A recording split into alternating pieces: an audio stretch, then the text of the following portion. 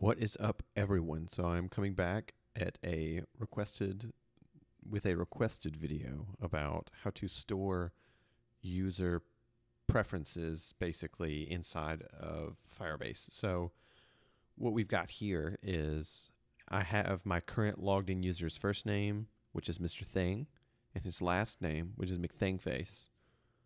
And I have also listed all of the users' first and last names inside my Firebase application. So this is very simple, not very hard, and it shouldn't take too long. I'm hoping to keep it under 30 minutes. So what I've done beforehand is I have created some boilerplate code. I'm going to run over the boilerplate code very quickly, but the reason I did it is because it's a lot of typing, and it's just a bunch of Redux form. That's all it is. No real logic is in it other than, like sign in, sign out. But that stuff is very, very simple. I'm going to run over it very quickly. But this is just basically what the application is going to do. As a fast follower to this video, I'm going to do profile pictures. So I'm going to show you how to upload a picture and associate it with a person as well. But basically the way that you do this is all you do is whenever you create a user, you're going to insert into the database portion of Firebase their UID and then anything you need to know about them. So in my Firebase, I'm going to have a user ID and as the key, and then I'm going to have their first name and their last name in it. And we can actually go to Firebase and look at that.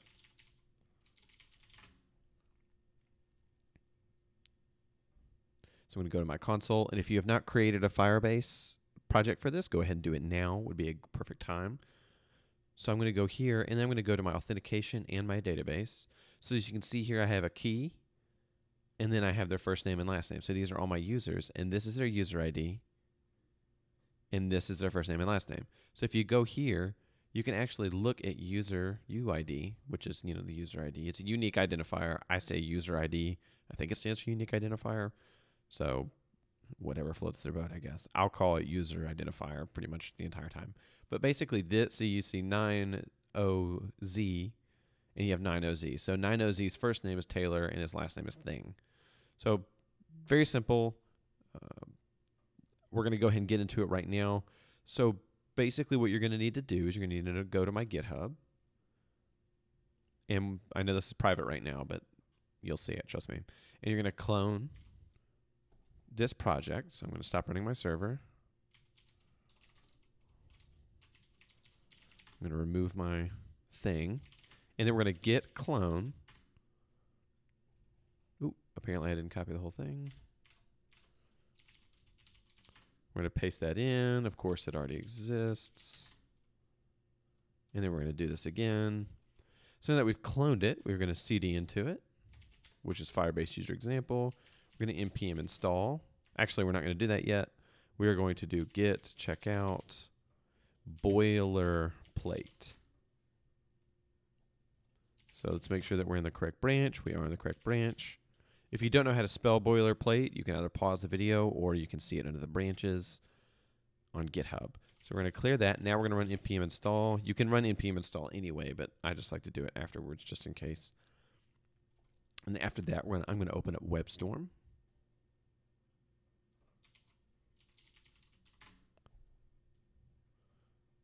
So I'm going to quickly run over the boilerplate code we have installed, and then I'm going to get right to it. So the things we have included are Font Awesome and Bootstrap on the index.html, nothing special there. We have the user reducer, which is just a reducer that returns the user object. Go look at the documentation if you don't know what the user object has on it. We're not going to really go into that other than it's going to have a user identifier, unique identifier for the user.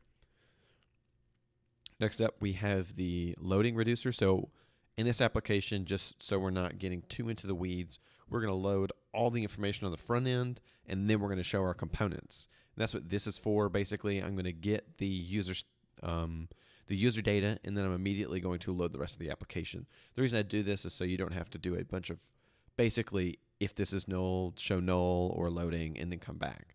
Basically, what I've done here is said, hey, if we're loading, just show a loading spinner, load all the data, then give it back. And the index reducer, I'm using Redux form for all my forms, the user reducer and the loading reducer, nothing special. So Redux form allows you to do some requiring or some validation on their things. So this is where I've done that. I've done required, which says, this field is required, and email to make sure that the regex is a valid email. And then I use the same error style throughout the entire application. So with login, it's nothing special. We're going to push back to the home directory if we're logged in already. We're just going to render a field of email and password, and then we're just going to handle the submit, which will do this.props.login with data and email, and I'll show you what that looks like in a minute. But all we have on this is the user, and that's pretty much it. Nothing special there. The loading component is if the user loading is unidentified, which means that we haven't tried to load the user before, we're going to go ahead and load the user. Otherwise, whenever we come down to the render, if we're done loading, we'll just show the rest of the children. Otherwise, we will show the loading screen. And the way that works is we're going to go to our overarching index. Is we wrap our entire switch statement for React Router in it, and then we say, basically, don't go to this switch unless we're done loading. So we can't render any of these components unless we've already, loaded our data, which stops us from having to say, if user is null, show a loading spinner. And you would have to do that in every single component. So that's what loading component does. Next up is going to be list users. Right now it just says hello, so we're going to implement that in a little bit. We have create account, which just has a first name, or it has an email, first name, last name, and a password.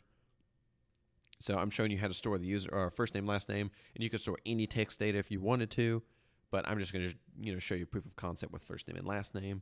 Other than that, it doesn't do anything. It does create account, which I'll show you that in a second. Authenticated component isn't necessary, but you can wrap a component in your index with authenticated component and make it so you can't get into it unless you're authenticated. Basically, you could wrap the home directory and say, hey, this person isn't logged in or hasn't been authenticated, so I'm going to push them back to the login screen. I'm not using it here, but I think it's useful to include just in case we might need it later, or if someone else wants to look at it and implement it themselves. So we also have some functional components I'm not going to go into. Basically, all they do is show UI. The only one we're really going to be using is Simplebox. Basically, it's just a card with Bootstrap 4 with a title, and it just shows children. That's pretty much it. And other than that, we have footer form button, which is the buttons you'll see at the bottom of the create login and login components. Lastly, we have the user action, which has the get user, which is an asynchronous method from Firebase that is a listener that says, hey, if auth is changed, we're going to return the user. And then we have login, which we saw earlier, which is just signing with email and password. We have log out, because we are going to need to log out. I think I'm going to have to do it on initial load. And then we have create account, which we haven't implemented yet. So now that we have all of that out of the way, we are going to start with create account. So what we need to visualize is what do we want to do when we create the account? Well, we need to create a user, and then whenever we create that user, we want to get their user ID, and then we want to stuff stuff in the database with it. So this data object is going to have everything on it we need. We have const, we have fname, which is the first name, lname, which is the last name, the email, and the password. So all this is going to come from Redux form, and I'll show you where that lives. We're going to go ahead and close all the tabs. We're going to go ahead and go to our create account. We're going to look, and we have a name of email, a name of fname, a name of lname, and a name of password, and all of those get passed to data here, and then it gets passed into your create account. So we're going to go back to create account right here. And then you see we've pulled first name, last name, email, and password off of data. Oh, not this.props, this.data. I do apologize. And it's not this. It's just data. Interesting scoping issues. So we've got data here. Next up, what do we want to do? We want to create account. So on Firebase, that's on the auth object that I have oh so happily exported here. And if you haven't put your configs in yet, do try and put your configs in here so you can kind of debug your program yourself.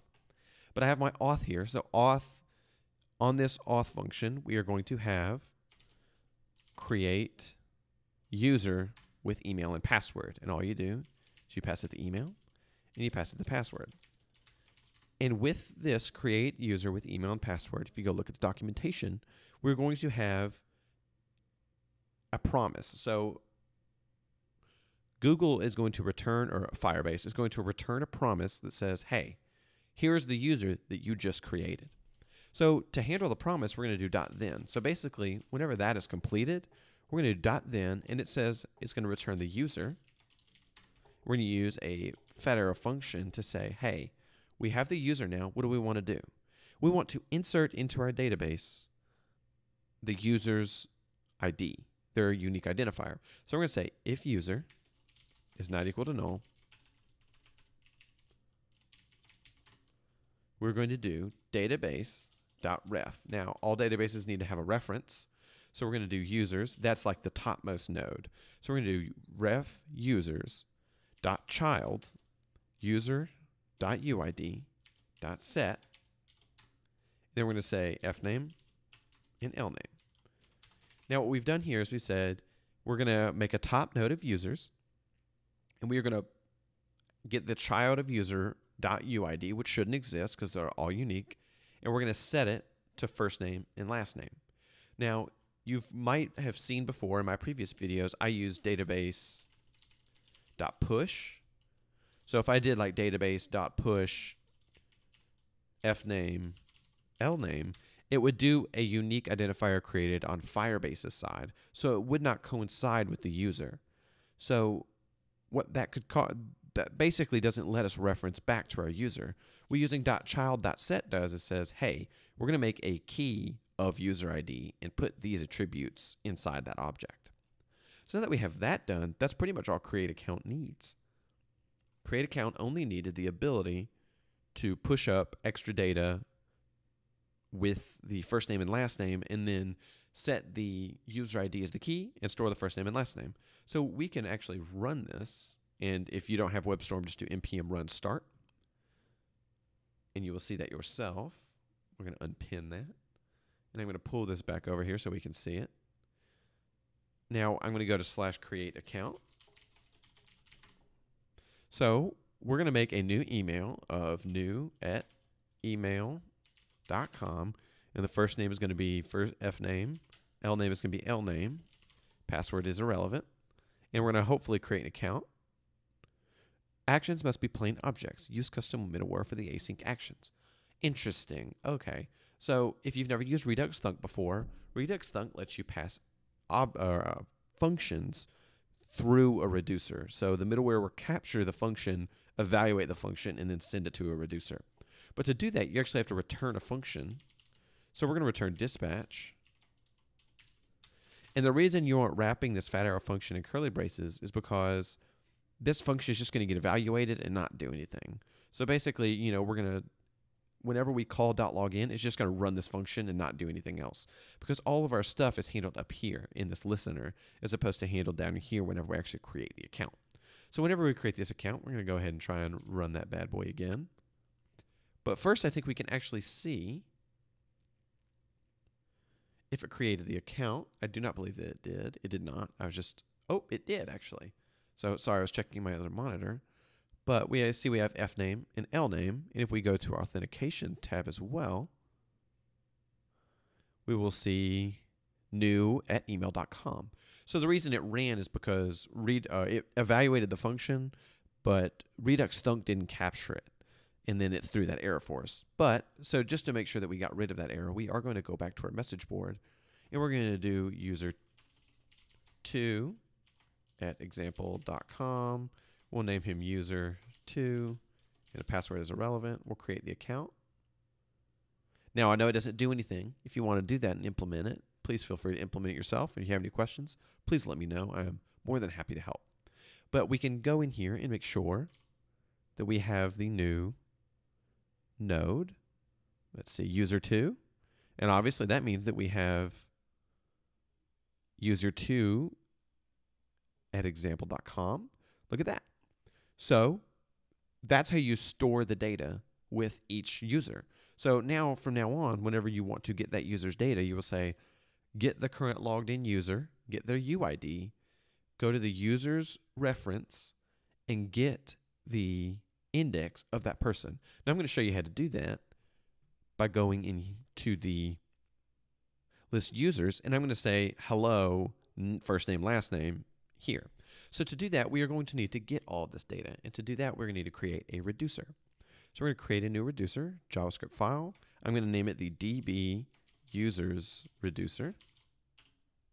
I'm actually only going to name it DB user reducer to keep it intact with what I have on my master branch, but you know, it's kind of irrelevant when you name it. So I'm going to copy another reducer because all reducers look, you know, basically the same. So we're going to paste this and we're going to delete everything out that is specific to the other reducer we had. Next up, we're going to hook it into the index reducers. We're going to do DB users and we're going to do DB user reducer. And you're not going to pass it in with parentheses because we don't want it to, you know, evaluate. We just want to pass in that function. So next up, we're going to need to go to user actions and we're going to say export function get DB users. And then we're going to return a dispatch.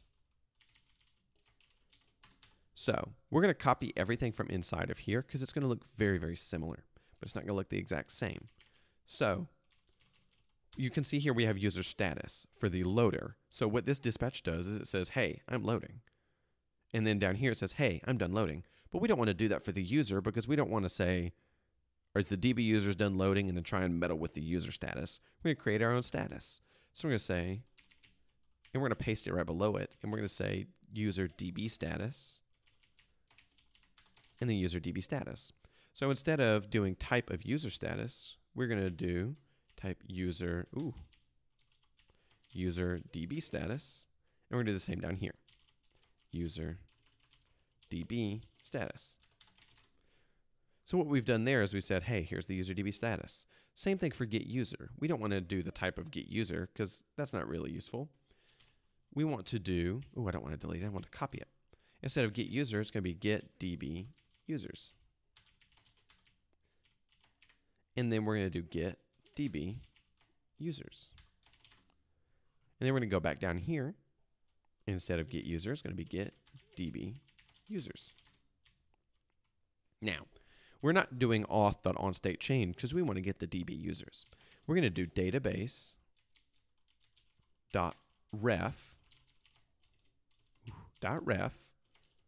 and then our reference is users. And then we're going to do .on, and it's going to be value. And then it's going to have this user function. So instead of user, we're going to call it, we're going to rename that to, what should we rename it to?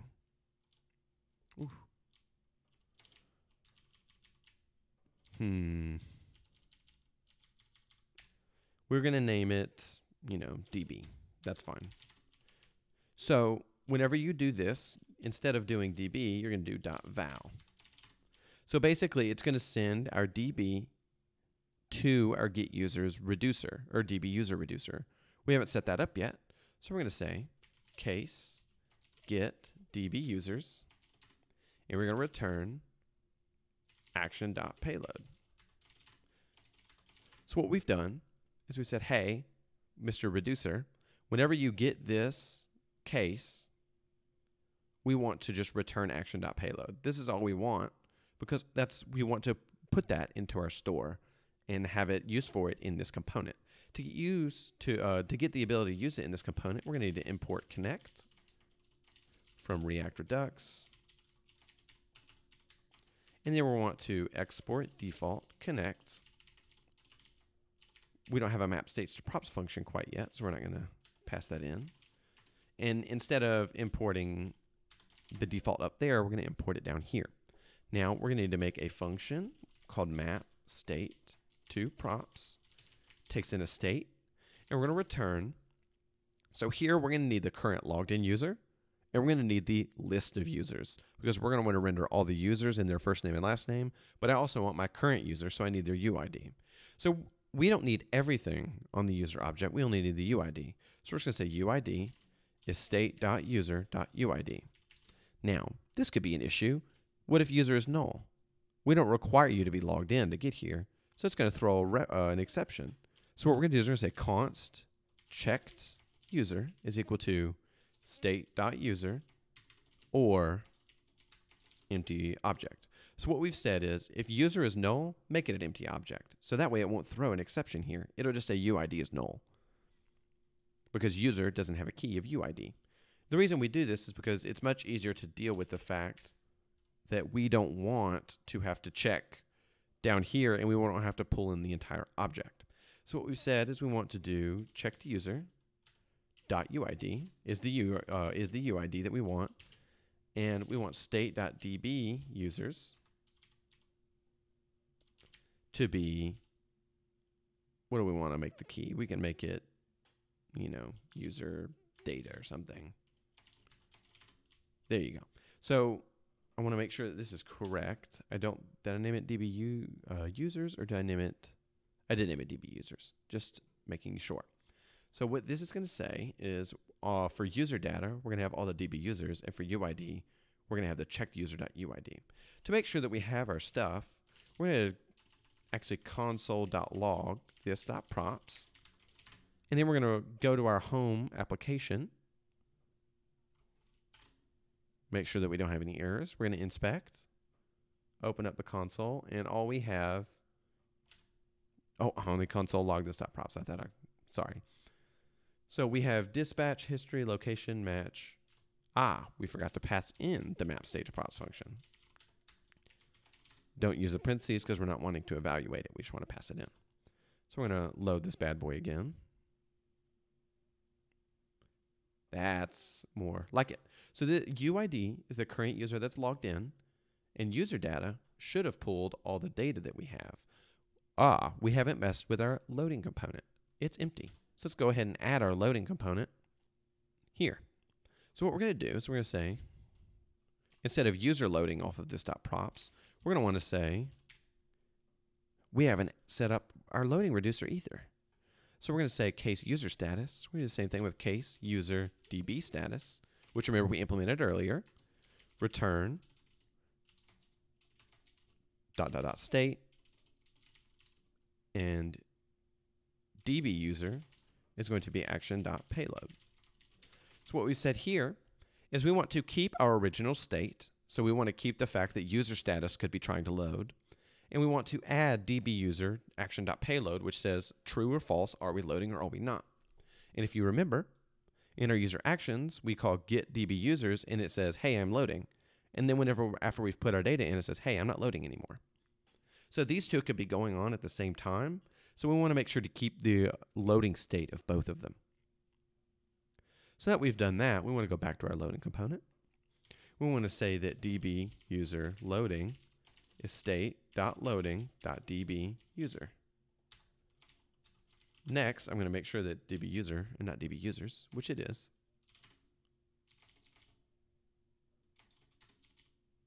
And then what we're going to do is we're going to say at the top, we're going to go ahead and copy this. We're going to say if DB user, which I haven't imported from props, so DB user loading, which I do believe is what I called it, DB user loading. So if DB user loading is equal to undefined, we want to call this .props.get DB users. And we are going to have to import that at the top. So instead of just get user, we're going to do get DB users. And then down here in our action creators, we're going to do get DB users. So what this says is we want to have these actions available onto our this.props. And we've made get DB users right here, which we just made earlier. And then what we want to do is we want to call that if we have not tried loading the user before, which means the DB users is undefined. So we want to go down here and we want to say if user loading, and we want to pull DB user loading. So if user loading is done and DB user loading is done, then we want to render the children. Otherwise, they're still loading. So we want to go back. We want to refresh the page. And now you can see our user data has pulled in all the things that we need from Firebase. So we're going to go to the top. And in our render method, we're going to want to grab UID. And what else do we need? We need, actually, we don't want to do this in loading component. We want to do this in list users. In list users, we're going to want to go to the render method, and we want to render our name. So we want to do const UID and user data is equal to this dot props. So if we have a user ID, we want to get that user ID of user data. So we want to say if UID. So we want to say if user ID, we want to return, we want to return our name, right? Well, we don't want to have to recopy this code, have hello at the bottom. What if we wanted it to have hello? So what we're going to use a little conditional rendering with React. We're going to say UID and our JSX. So what we've done here is we've said that, hey, if user ID is true, which means it's not null, it's not undefined, stuff like that, we want to render the diff hello. We're going to want to make sure to put this in our return statement with our underarching div, or our overarching div rather. So we've said hello. So we know on user data, we're going to have a key of UID. And if we don't, there's a big problem. So we're not going to worry about that error right now. But what you could do theoretically is, what if there's an error creating their first name and last name? Well, you would kind of want to handle that to the user. But for this video, we're not going to quite do that. We're just going to say user data sub UID dot fname, and then user data sub UID dot lname, and that's it. We say welcome user data first name and last name, and we're going to text center this with class name text center, and then we're also going to make it white text with text white. This is Bootstrap 4 syntax. If you've never seen it, don't worry about it. It just makes the text center and it makes it white. So we're going to go and we're going to load up Google Chrome. Welcome user 2. It looks like we're rocking and rolling. So we'll make this an H1 to make it a little bigger.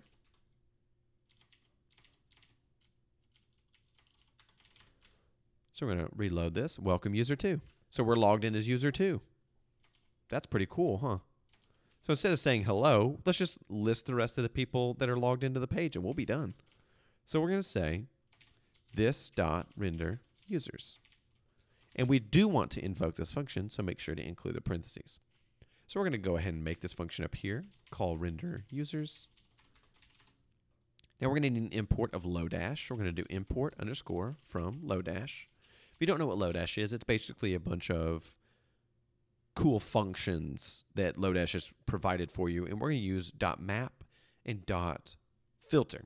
So what filter does is we don't want to show our own name. We already know who we are. So we're going to filter out our own name, and then we're going to map all of those, and we're going to return a new simple box, which is going to show our name, or the user's name. So what we're going to do is we're going to need our DB users and our UID from our this.props. Ooh, I forgot my equal sign. What we're going to want to do is we're going to do underscore or return underscore dot map. Now, we don't want to do all the DB users. We want to do all the DB users excluding my own DB user. So we're going to want to do underscore dot filter, which says of all of these, give me a reason to exclude or include something. So we're going to say for all the DB users, we want to create a function, which we're going to have the user and the key. And you know what this object looks like is it looks like our Firebase object. So it's going to have the top is going to be users. The next one is going to be all the keys. And then inside that is going to have fname and lname. So this next return statement is going to be all the things that we want to show. So if the key is not equal to UID, then we want to include it. Pretty simple. So what's going to be returned from this filter statement is everything that passes this return statement. So it's going to be all of the objects that don't have the key of my user ID. So after that, that's going to be what we pass into our map function. So all of that is the filtered stuff. So in our filter, we have all the things that we haven't filtered out. So we're going to go to here, and we're going to say user key again. So this is the second parameter for underscore.map. So underscore.map takes in a function and says, hey, what do you want to do with all these things? What do you want to map them to? So we're going to want to return some JSX, and it's going to be a simple box. Now what this simple box is, as I showed you earlier, it's just, the white boxes, which are cards in Bootstrap. You're going to want to give it a key of key, because everything that is iterable needs to have a key on it, because that's how React uses the virtual DOM to find the things that it needs to replace. And we're going to say the title is equal to user's name. And then in here, we're going to do div class name is equal to card body. And we're going to text center this. And we're going to get the first name and last name. So we can do user.fname and user.lname. And we're going to go and see if that renders onto the page. It doesn't. Interesting. What could be the reason for that? Let's console log our render users to make sure we're getting everything. Console.log. We're going to put it below this, and we're going to get DB users. So we're going to refresh this. We got undefined. That's interesting. We were getting it earlier. What's our problem? It's not called DB users. It's called user data.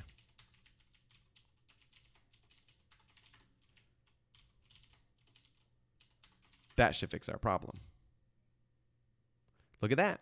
User's name, Taylor Thing, user's name, Thing McThingface, fname, lname, Mr. Thing McThingface, and Taylor's example. And we see that we do not have our own. So I hope you guys enjoyed the video. I'm going to do a fast follower, hopefully towards the end of the week, of how to upload a picture, and we're going to show the picture right over here. So if you enjoyed the video, please like and subscribe. If you have any comments, questions, or concerns, please feel free to let me know. If you want me to look at some code, upload it to GitHub, give it to me, and I will help talk you through it.